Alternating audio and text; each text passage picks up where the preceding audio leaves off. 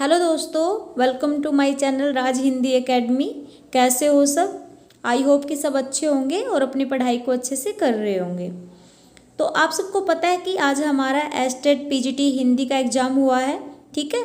तो हम उसी पेपर को सोल्व करेंगे और कल हमारा टीजीटी हिंदी का एग्ज़ाम है। तो इस प्रश्न पत्र को हम सोल्व करेंगे तो हमें इससे कल का भी आइडिया लग जाएगा, ठीक है, कि किस लेवल के वो क्वेश्चन कर रहा है और हमें अब किस किस चीज़ को तैयार करना है ताकि कल हमारी टीजीटी एग्ज़ाम में हेल्प हो सके, ठीक है। तो चलिए करते हैं स्टार्ट। देखिए, जो हमारे हिंदी के क्वेश्चन हैं वो हमारे 91 क्वेश्चन से स्टार्ट है, ठीक है। तो चलिए देखते हैं। हमारा पहला क्वेश्चन है, निम्न में से कौन सा शब्द शुद्ध है, ठीक है। तो इनमें से भौगोलिक शब्द हमारा शुद्ध है, ठीक है। वर्तनी की दृष्टि से शुद्ध शब्द है, तो इसमें सात्विक हमारा शुद्ध शब्द है, ठीक है। आगे देखते हैं।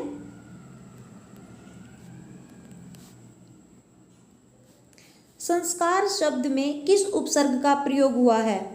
समुपसर्ग का। पूर्वी हिंदी की उत्पत्ति किससे हुई है? अर्धमागधी से हुई है, ठीक है। और मागधी से किसकी होती है? बिहारी हिंदी की, ठीक है। आगे देखते हैं। राजभाषा नियम 1976 में खैर क्षेत्र में कौन से राज्य शामिल नहीं हैं? तो इसका राइट आंसर होगा हरियाणा। ये हमारे क में आता है, ठीक है। उसके बाद है 2004 के संविधान संशोधन में कौन सी 4 भाषाओं को 8वीं अनुसूची में शामिल किया गया है? ठीक है, इसका राइट आंसर होगा बी, डोंगरी, मैथिली, बोडो और संथाली, ठीक है। ये आपका जो 92वें संविधान संशोधन होता है 2004 में, ठीक है। तो ये हमारी जो 4 भाषाएं हैं ये इसके अंतर्गत जोड़ी जाती है, ठीक है।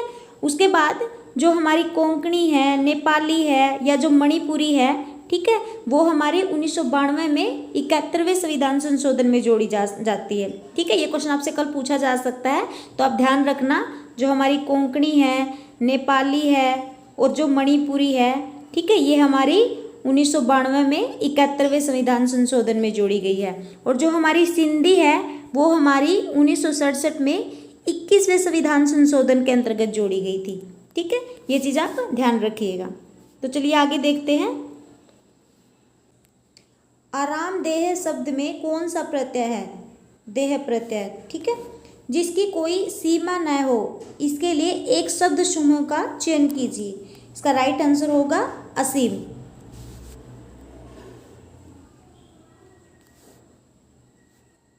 के बाद देखिए, झंडा शब्द का पर्यायवाची शब्द नहीं है। देखिए, वैजयंती को आप झंडा या पताका बोलते हैं, केतन, ध्वजा, ठीक है। ये तीनों क्या है?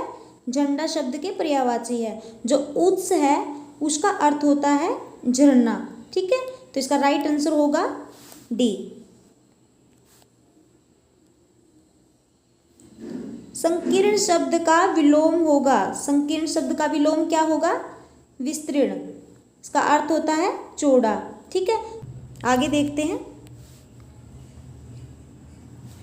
जहाँ ध्वनि के कारण श्रोता वक्ता के मूल कथन का अर्थ उसे भिन्न रूप में कल्पित करे, वहाँ क्या होता है? आपका वक्रोक्ति होता है। और वक्रोक्ति के अंतर्गत वक्रोक्ति के 2 भेद होते हैं, काकु वक्रोक्ति और श्लेष वक्रोक्ति। तो हमारा जो ये मूल अर्थ से भिन्न अर्थ हम जब निकालते हैं तो वो हमारा होता है श्लेष वक्रोक्ति, ठीक है। जो हमारा काकु वक्रोक्ति होता है उसमें जब जानबूझ के हम विपरीत अर्थ बताते हैं, ठीक है, वो हमारा होता है काकु वक्रोक्ति। और जिसमें मूल कथन का अर्थ उससे भिन्न रूप में कल्पित हो उसे क्या कहते हैं? श्लेष वक्रोक्ति कहते हैं, ठीक है। आगे देखते हैं। ब्रह्मसूत्र पर श्री भाष्य किसने लिखा? रामानुजाचार्य जी ने, ठीक है। अष्टछाप के कवियों में कौन सा कवि वल्लभाचार्य का शिष्य था? तो इसका राइट आंसर होगा कृष्णदास। जो छीत स्वामी, नंददास और गोविंद स्वामी हैं, ये किसके शिष्य थे? विठलनाथ जी के, ठीक है। आगे देखते हैं। राम रक्षा स्तोत्र के रचनाकार कौन है? ठीक है। तो देखिए इन चारों कवियों में से ये किसी की भी रचना नहीं है। ये जो राम रक्षा स्तोत्र रचना है, ठीक है, वैसे उसके कवि बुद्ध कौशिक ऋषि जी हैं, ठीक है, उन्होंने इनकी रचना की है। जहाँ तक मुझे पता है इन चारों में से राम रक्षा स्तोत्र किसी की भी रचना नहीं है, ठीक है। तो मैं आपको जैसे इसके आंसर की आएगी या मुझे कोई इससे संबंधित कोई प्रूफ मिलेगा, मैं आपको वो टेलीग्राम ग्रुप में भेज दूंगी, ठीक है। आप हमारा टेलीग्राम चैनल ज्वाइन कर लीजिए राज हिंदी एकेडमी के नाम से, ठीक है। उसका लिंक आपको चैनल के डिस्क्रिप्शन बॉक्स में मिल जाएगा, तो आप वहाँ से ज्वाइन कर लीजिएगा, ठीक है। इसकी PDF भी मैं वहाँ पे भेज दूंगी, आप वहाँ से इसको देख लीजिएगा, ठीक है। तो चलिए आगे देखते हैं।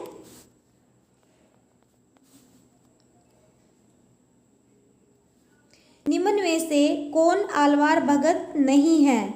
तो इसका राइट आंसर होगा सरहप्पा, ठीक है। मुनिवाहन, कुलशेखर और सरोयोगी जी हैं, ये हमारे आलवर संत थे, ठीक है। जो हमारे सरहप्पा हैं वो सिद्ध साहित्य के अंतर्गत आते हैं, ठीक है। तो इसका राइट आंसर होगा सरहप्पा।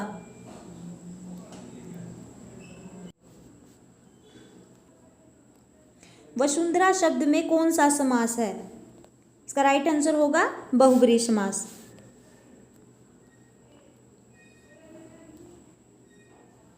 लेखक ने तिब्बत की यात्रा किस वेश में की थी? ठीक है, जब राहुल साकृत्यायन जी तिब्बत यात्रा के लिए गए थे तो वो भिक्षु के वेश में वहाँ पे गए थे, ठीक है। उसके बाद गद्य जीवन संग्राम की भाषा है, यह किसका कथन है? इसका राइट आंसर होगा निराला। आगे देखते हैं।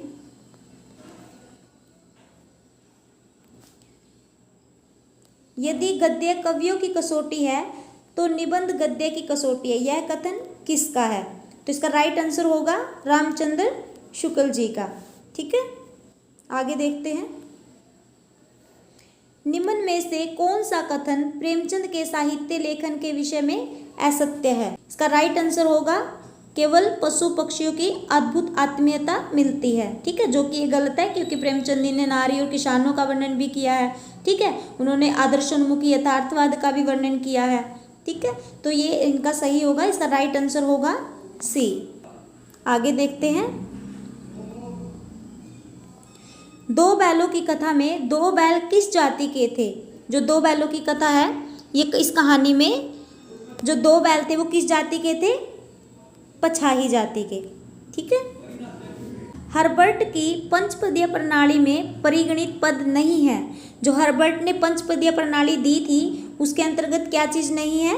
मूल्यांकन नहीं है, ठीक है। बच्चों का भाषाई विकास सर्वाधिक किस पर निर्भर करता है? किस पर निर्भर करता है? समृद्ध भाषा परिवेश पर। आगे देखते हैं। हर्बर्ट उपागम के संबंध में असत्य कथन है। ये चार ऑप्शन दिए हैं, इसमें से आपको असत्य कथन बताना था, ठीक है। देखिए, यह बाल केंद्रित है, इस विधि से यथासमय पाठ्यक्रम पूर्ण हो जाता है, यह बालकों को अधिकतम समय मनोवैज्ञानिक अवसर उपलब्ध कराती है, इनमें से कोई नहीं। तो इसका राइट आंसर होगा यह बाल केंद्रित है, क्योंकि यह बाल केंद्रित नहीं थी, यह शिक्षा केंद्रित थी, ठीक है। आगे देखते हैं। आगमन विधि में किस शिक्षण सूत्र का पालन नहीं होता? इसका राइट आंसर होगा अज्ञात से ज्ञात की ओर, ठीक है। ये अभी मैं आपको सीधा राइट आंसर बता रही हूँ, ठीक है। उसके बाद जब हमारा TGT का भी एग्जाम हो जाएगा तो हम TGT और PGT दोनों पेपर अच्छे से सोल्व करेंगे, ठीक है। देखिए, लेखन शिक्षण की मुख्य विधि नहीं है, इनमें से कौन सी लेखन शिक्षण की विधि नहीं है? तो इसका राइट आंसर होगा वाक्य विधि, ठीक है। आगे देखते हैं। भाषा शिक्षण में उच्चारण की शुद्धता के लिए प्रयोग किया जाता है। जो भाषा शिक्षण होता है उसमें जो उच्चारण की शुद्धता होती है उसमें किसका प्रयोग किया जाता है? लिंग्वाफोन का, ठीक है, जो हमारा श्रव्य साधन होता है, ठीक है। जो हमारा डिक्टोफोन है उसमें आवाज़ रिकॉर्ड की जाती है, ठीक है, एक मशीन होती है। उसके बाद जो HP है इसका संबंध दृश्य सहायकों से होता है, और जो ग्रामोफोन है उसमें संगीत वगैरह रिकॉर्ड किए जाते हैं, ठीक है। आगे देखते हैं। आचार्य शुक्ल ने कालों का नामकरण किस आधार पर किया है? इसका राइट आंसर होगा प्रवृत्ति के आधार पर। आगे देखते हैं। हिंदी साहित्य के आदिकाल को प्रारंभिक काल की संज्ञा किसने दी? इसका राइट आंसर होगा मिश्र बंधुओं ने। ठीक है, आचार्य शुक्ल ने क्या कहा है? वीरगाथा काल। और हजारी प्रसाद द्विवेदी ने क्या कहा है? आदिकाल। आगे देखिए, किस आलोचक ने जैन, नाथ और सिद्धों की रचनाओं को वीर गाथा काल के साहित्य के अंतर्गत नहीं माना? इसका राइट आंसर होगा आचार्य शुक्ल।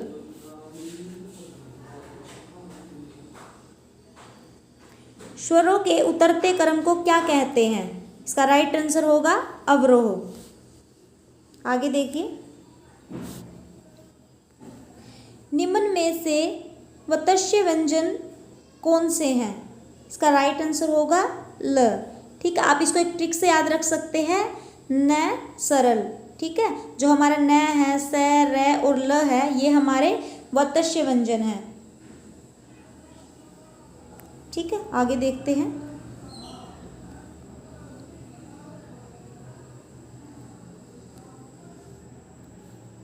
ताल का मुख्य कार्य क्या है? इसका राइट आंसर होगा लयबद्ध ढांचा प्रदान करना। ठीक है, निम्न में से कौन सा उपमा का अंग नहीं है? इसमें आपको नहीं बताना था, तो इसका राइट आंसर होगा पूर्णोपमा। ठीक है, आगे देखिए, वक्रोक्ति का शाब्दिक अर्थ क्या है? इसका राइट आंसर होगा टेढ़ी उक्ति। वक्र का अर्थ होता है टेढ़ा और उक्ति का अर्थ होता है कथन। ठीक है, तो इसका राइट आंसर होगा टेढ़ी उक्ति या टेढ़ा कथन। ठीक है, आगे देखिए, जिसमें उपमा का कोई अंग लुप्त हो जाए उसे क्या कहते हैं? लुप्तोपमा। ठीक है, आगे देखते हैं। देखिए, रोला छंद में कितनी मात्राओं पर यति होती है? देखिए, इन्होंने ऑप्शन में 13 और 11 दिया है। ठीक है, उल्टा दे दिया इन्होंने, लेकिन किस पे होती है? 11 और 13 पे। ठीक है, ये हमारा सममात्रिक छंद है, इसमें 24 मात्राएं होती है। ठीक है, देखिए, गीतिका छंद के प्रत्येक चरण के अंत में कौन सा क्रम होना आवश्यक है? ठीक है, इसमें आपको बताना था कि इनके जो गीतिका छंद है उसके अंत में क्या आते हैं? लघु और गुरु आते हैं। ठीक है, ये हमारा सममात्रिक छंद है, इसका राइट आंसर होगा सी। आगे देखिए, डॉक्टर नगेंद्र ने आदिकाल की समय सीमा क्या स्वीकार की है? वो आदिकाल का समय सीमा क्या मानते हैं? 7वीं सदी से 14वीं सदी के मध्य तक। ठीक है, इसका राइट आंसर होगा बी। आगे देखिए, 84 सिद्ध कवियों में महिला सिद्धों की संख्या कितनी मानी गई थी? ठीक है, कितनी थी सिद्धों में महिलाएं? 4 थी। मणिभद्रा, मेखलापा, कनपलापा और लक्ष्मीकरा। ठीक है, ये 4 सिद्ध महिलाएं थी। आगे देखते हैं, सिद्ध साहित्य में महामुद्रा का क्या अर्थ है? इसका अर्थ होगा स्त्री सेवन। ठीक है, राइट आंसर होगा इसका सी। आगे देखिए, भक्ति काल को बाह्य आक्रमण की देन किसने माना है? बाह्य आक्रमण मतलब जब इस्लामी आक्रमण हुआ था, तो ये भक्ति काल का उदय कौन मानते हैं? इससे आचार्य रामचंद्र शुक्ल जी। ठीक है, आगे देखिए, अघोष व्यंजन किसे कहते हैं? अघोष व्यंजन कौन से होते हैं? इसका राइट आंसर होगा सी। प्रत्येक वर्ग का पहला और दूसरा वर्ण क्या होता है? हमारा अघोष होता है, और जो तीसरा, चौथा और पांचवा वर्ण होता है वो क्या होता है? आपका घोष वर्ण होते हैं। ठीक है, आगे देखते हैं। देखिए, ईश्वर का सही उच्चारण स्थान क्या है? इसका राइट आंसर होगा तालु। सर्वोपरि शब्द का संधि विच्छेद क्या होगा? इसका राइट आंसर होगा सर्व प्लस ऊपरी। आगे देखिए, कौन से समास में विशेषण विशेष्य का भाव रहता है? इसका राइट आंसर होगा क्रमधारय समास। आगे देखिए, यहाँ तो पत्ता तक नहीं हिल रहा पंक्ति में कौन सी शब्द शक्ति है? इसका राइट आंसर होगा लक्षणा। देखिए सीधे इसमें बोल रहा है कि यहाँ तो पत्ता तक नहीं हिल रहा, ठीक है। अगर हम इसका सीधा अर्थ ले तो इसका अर्थ ये होगा कि पत्ता नहीं हिल रहा है, ठीक है। लेकिन इसमें हमारी लक्षणा शब्द शक्ति है, ठीक है। लक्षणा शब्द शक्ति क्या होता है? जो उसका अंदर का गूढ़ अर्थ होता है, ठीक है, जो वो बात कहना चाह रहा है। तो इसमें यहाँ तो पत्ता तक नहीं हिल रहा, इसका मतलब है कि हवा नहीं चल रही है, ठीक है। तो इसमें हमारा लक्षणा शब्द शक्ति है। आगे देखते हैं। वह लड़का लंबा है, वाक्य में सत्य कथन चुनना है आपको। इसका राइट आंसर होगा बी, विशेषण विशेष्य दोनों पुल्लिंग है और ये एक वचन है। आगे देखिए, मैंने राधा को हंसाया, वाक्य में क्रिया है, आपको इसमें क्रिया बतानी है। तो इसका राइट आंसर होगा प्रेरणार्थक क्रिया। वसंत छंद में वर्णों की संख्या बतानी है, तो इसका राइट आंसर होगा 12। उसके बाद देखिए, रौद्र रस का स्थायी भाव क्या होता है? इसका राइट आंसर होगा क्रोध, ठीक है। आगे देखते हैं। तो देखिए ये हमारी हुई जो हमारी 60 नंबर की हमारी हिंदी आती है, ठीक है, जो हमारे सब्जेक्ट होता है हिंदी का, उसमें से हमारे 60 क्वेश्चन आते हैं, ठीक है। तो ये हमने 60 क्वेश्चन सोल्व किए हैं हमारे सब्जेक्ट के। अब हम देखते हैं जो हमारी कॉमन हिंदी आती है, ठीक है, जो हमारी 15 नंबर की अलग से हिंदी आती है, ठीक है। तो अब हम वो सोल्व करेंगे। देखिए, निम्नलिखित में से किस विकल्प में शब्द श्रुति सम भिन्नार्थक का सही अर्थभेद नहीं है? ठीक है, इसमें से आपको जो सही अर्थ नहीं है वो बताना है। इसका राइट आंसर होगा आपका बी, प्रबाल और संसार, ठीक है, मूंगा और बस्तर, ठीक है। तो इसका राइट आंसर आपका बी है, ठीक है। आगे देखते हैं। निम्नलिखित प्रश्न में 4 विकल्पों में से उस विकल्प का चयन करें जो विराम चिन्ह युक्त वाक्य का सही विकल्प हो, ठीक है। इसका राइट आंसर होगा आपका, पिता ने पुत्र से कहा देर हो रही है कब आओगे। इसमें ये वो क्वेश्चन कर रहा है, ठीक है। आगे देखते हैं। अपस्मार किस तरह का भाव है? ठीक है, ये आपका काव्य शास्त्र से क्वेश्चन है, ठीक है। इसका राइट आंसर होगा संचारी भाव, ठीक है। आगे देखते हैं। अंशक शब्द के लिए सही वाक्यांश क्या है? तो ये किसके लिए प्रयुक्त होता है? आय व्यय के आंकड़ों की जांच करने वाला, ठीक है। इसका राइट आंसर होगा डी। निम्नलिखित में से अंतर का अर्थ नहीं होता। इसका राइट आंसर होगा आपका आकाश। जो हमारा शेष है, हृदय है या दूरी है, इसका संबंध अंतर से होता है, लेकिन जो हमारा आकाश होता है वो अंतर का अर्थ नहीं होता, ठीक है। आगे देखते हैं। वज्राहत शब्द में कौन सा समास है? इसका राइट आंसर होगा तत्पुरुष समास, ठीक है। आगे देखते हैं। खोले जू की वार तुमको ही एती बाट हरिनाम है, हमारी बसी कानन पहाड़ में अलंकार पहचानिए। आपको इसमें अलंकार बताना था। इसका राइट आंसर होगा वक्रोक्ति अलंकार, ठीक है। तो चलिए आगे देखते हैं। सांध्य गीत किसकी रचना है? इसका राइट आंसर होगा महादेवी वर्मा। भा प्लस पति की संधि क्या है? तो इसका राइट आंसर होगा भास्पति। आगे देखते हैं। सूद किस भाषा का शब्द है? इसका राइट आंसर होगा फारसी। प्राची शब्द का विपरीतार्थक है। इसका राइट आंसर होगा आपका प्रतीची। प्राची होता है पूर्व दिशा और जो प्रतीची होता है वो होता है पश्चिम दिशा, ठीक है। आगे देखते हैं। देखिए, अशुद्ध शब्द का चयन कीजिए। इसमें से जो अशुद्ध शब्द आपको वो बताना है। देखिए, वाक्य आपका सही है, शूर्पणखा आपका सही है, लालायित आपका सही है, तो इसका राइट आंसर होगा वाल्मीकि। ये आपका अशुद्ध शब्द है, ठीक है। ये ऐसे सही से लिखा जाएगा, ठीक है। आगे देखते हैं। निम्नलिखित में से तद्भव शब्द है अंगी, अंगना, गयंत, वानर। तो इसका राइट आंसर होगा आपका गयंद। आगे देखिए, दिए गए वाक्य में क्रिया ज्ञात कीजिए। इसमें आपको क्रिया बतानी है। तो देखिए इन्होंने क्या किया है, इसमें इन्होंने कोई भी वाक्य नहीं दिया है, ठीक है, क्योंकि कोई कुछ हमारे पास वाक्य होगा, उसी वाक्य को तो देख के हम बताएंगे इसमें कौन सी क्रिया है, ठीक है। इन्होंने सीधा 4 आंसर ही दे दिए हैं, ठीक है, तो इसका आपको अलग से 1 मार्क्स मिलेगा, ठीक है। या तो इस क्वेश्चन को ये हटाएंगे या फिर ये इसका 1 मार्क्स आपको देंगे, ठीक है। आगे देखते हैं, निम्नलिखित शब्दों में शुद्ध शब्द है। इसमें आपको शुद्ध बताना है, इसका शब्द अर्थ होगा, इसमें हमारा शुद्ध शब्द होगा महात्म्य, ठीक है, ये हमारे अशुद्ध है, और जो हमारा बी ऑप्शन है ये हमारा सही आंसर है, ठीक है।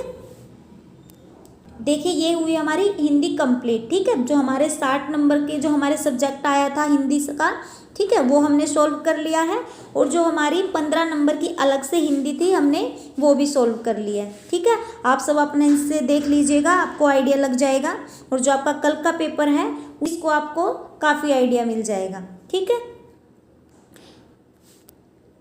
ठीक है। बाकी हम कल अपना टीजीटी जब हमारा पेपर हो जाएगा टीजीटी का, तो वो हम सॉल्व करेंगे, ठीक है। तो देखिए अगर आपको हमारी वीडियो अच्छी लगी है तो आप हमारे चैनल को लाइक कर लीजिए, सब्सक्राइब कीजिए और बेल आइकन को क्लिक कर लीजिए, ताकि कल जब मैं टीजीटी का पेपर सॉल्व करवाऊँ, ठीक है, तो उसका नोटिफिकेशन आपके पास पहुँच जाए, ठीक है।